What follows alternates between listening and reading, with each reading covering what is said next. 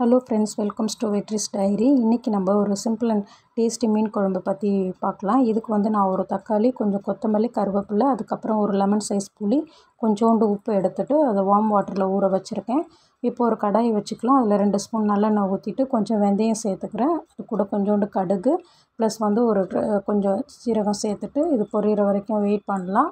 மீன் குழம்புக்கு எப்போதுமே நல்லெண்ணெய் சேர்த்து செஞ்சால் ரொம்ப நல்லாயிருக்கும். அதே மாதிரி எண்ணெய் கொஞ்சோண்டு ஜாஸ்தியாக இருந்தாலும் நல்லாயிருக்கும்.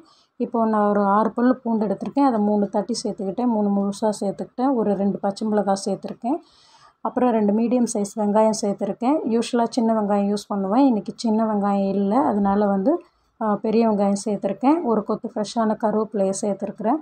இது நல்லா வதங்கிக்கட்டும். வெங்காயம் வந்து ரொம்ப வதங்கணுன்னு அவசியம் கிடையாது, ஒரு கண்ணாடி பதத்துக்கு வந்தால் போதும். இப்போ வந்து வெங்காயம் வதங்குறதுக்கு தேவையான உப்பு சேர்த்துக்கலாம். யூஸ்வலாக சின்ன வெங்காயம் வந்து மீன் குழம்புக்கு ரொம்ப நல்லாயிருக்கும், சேர்த்து ட்ரை பண்ணி பாருங்கள்.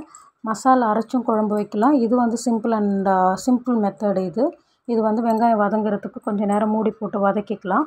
நான் இப்போ வந்து ஒரு தக்காளி வந்து கரைக்கிறதுக்கு சேர்த்துருக்குறேன். 2 தக்காளி வந்து வெட்டி வச்சுருக்கேன். யூஸ்வலாக கொஞ்சம் தக்காளி வந்து ஒரு மீடியம் சைஸில் ஒரு 3 தக்காளி இந்த அளவுக்கு 1/2 கிலோ மீனுக்கு சேர்த்துக்கிட்டிங்கன்னா டேஸ்ட் நல்லாயிருக்கும். இப்போ நான் 2 தக்காளியை வந்து கட் பண்ணி வச்சுருக்கேன், அதை பிசைஞ்சு சேர்த்துக்கிறேன். நல்லா இது மாதிரி மேஷ் பண்ணி போடும்போது சீக்கிரமாக வந்து அது மேஷ் ஆகிடும். இப்போ வந்து வெங்காயம் தக்காளி நல்லா வதங்கிடுச்சு, இந்த பதத்துக்கு வரணும். ஏன்னா யூஸ்வலாக அங்கங்கே வெங்காயம் தக்காளி இருந்தாலும் மீன் குழம்புல நல்லா இருக்காது. ஒரு பிஞ்ச் மஞ்சத்தூள் சேர்த்துக்கிறேன். இது கூட வந்து நான் வீட்டில் அரைச்ச மிளகாத்தூள் 2 ஸ்பூனு, தனியாத்தூள் வந்து 2 ஸ்பூன், 1 ஸ்பூன் வந்து வெறும் மிளகாத்தூள் வந்து சேர்த்துக்கிறேன். இப்போ வந்து இந்த எண்ணெயிலே வந்து நல்லா பச்சை வாசனை போகிற வரைக்கும் இந்த மசாலாவை நல்லா வதக்கிக்கலாம். மசால் வந்து இப்போவே நல்லா பச்சை வாசனை போயிடுச்சுன்னா குழம்பு சீக்கிரம் வந்து ஆகிடும், இல்லைன்னா வந்து குழம்பு ரொம்ப நேரம் கொதிக்க விடுற மாதிரி ஆகிடும். இப்போ இது வதங்கிறதுக்கு வந்து நான் கொஞ்சோண்டு வந்து தண்ணி சேர்த்துக்கிறேன். தண்ணி சேர்த்துட்டு நல்லா அடிப்பிடிக்காமல் வந்து கிண்டி விட்டுக்கலாம். இப்போ மசாலாலாம் வந்து அந்த வெங்காயம் தக்காளி கூட வந்து ஒன்றா சேர்ந்து ஒரு பெரட்டு விட்டுக்கலாம். கொஞ்சம் நேரம் வந்து இது அப்படியே இருக்கட்டும், அந்த மசாலாவோட பச்சை வாசனை போகட்டும்.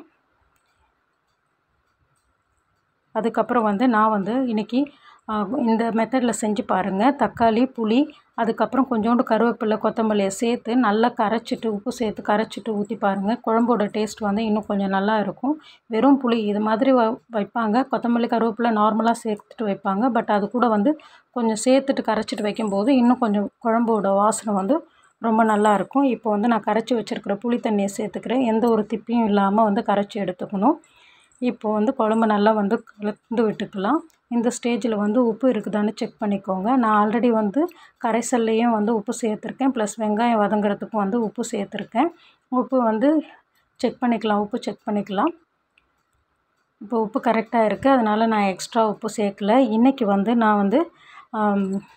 வந்து நான் ஏரி வவா மீன் தான் ஃப்ரெண்ட்ஸ் எடுத்திருக்கேன். இது ரொம்ப குழம்பு நல்லா டேஸ்ட்டாக இருக்கும். இது வந்து முள்ளும் இருக்காது, குழந்தைங்களுக்கும் நம்ம ஈஸியாக கொடுக்கலாம். இது வந்து ஒரு 3/4 பதத்துக்கு குழம்பு நல்லா கொதித்து வந்துட்ட பிறகு சேர்த்துருக்குறேன். மீன் சேர்த்துட்டு வந்து நம்ம ஒரு 10 மினிட்ஸ் நல்லா கொதிக்க விடலாம். இந்த ஸ்டேஜில் வந்து எல்லாமே உப்பு இருக்கான்னு செக் பண்ணிக்கோங்க. குழம்பு நல்லா வந்து சுண்டி வந்துடுச்சு, மீனும் வெந்துடுச்சு.